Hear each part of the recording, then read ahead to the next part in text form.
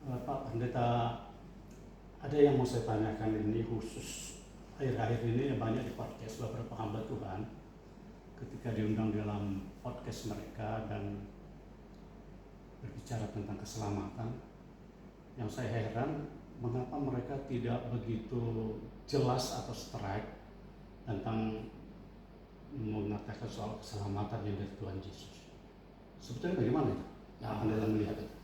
itu makanya saya juga heran ya, kenapa mereka sewaktu ditanyakan seperti itu, malah mereka berbuat Tuhan ini tidak memberikan jawaban yang jelas dan lugas. Sebenarnya dalam Alkitab sudah jelas, katakan ya kalau ya, katakan tidak kalau tidak. Selebihnya Nggak perlu kita mencela-mencela. Saya nggak tahu apa, mungkin karena yang bertanya itu mungkin nanti tidak akan diundang di podcastnya lagi, atau mungkin ada hal yang saya nggak tahu. Tapi yang jelas, kalau saya membaca dari Alkitab, kalau menurut Ibrani pasal yang ke-6, coba kita baca ya Pak ya.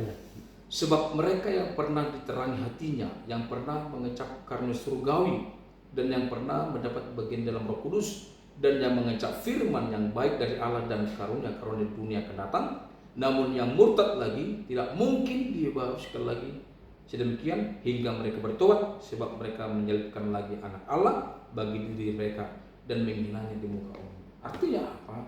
Ini clear bahwa setiap orang yang sudah meninggalkan Yesus, tidak ada cerita mereka itu healing atau mereka itu disebutkan sebagai jalan-jalan, sebagai anak bungsu yang tidak.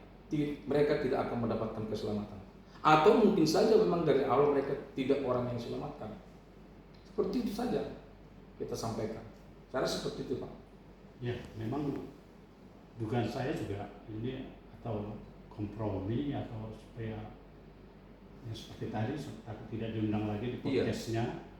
Tapi ya itulah faktanya, beberapa hamba Tuhan justru yang punya nama besar lagi. Benar Pak. Ya, yang tidak berani mengatakan dengan tegas dan jelas soal yang seperti yang Pak Pendeta katakan ya. Nah, bagaimana dengan kalau hamba Tuhan kita Pentakosta ya Bapak?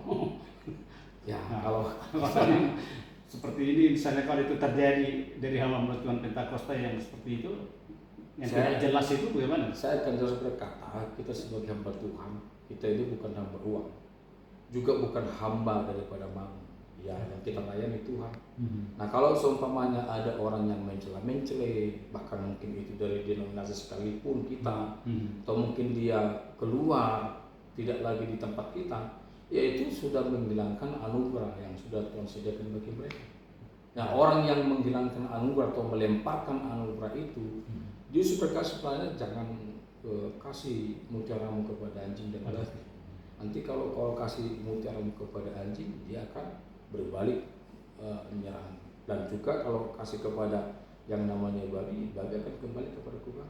Jadi orang-orang seperti inilah yang membuat kekristenan ya mungkin menjadi sedikit agak melunak atau kompromi dengan dosa.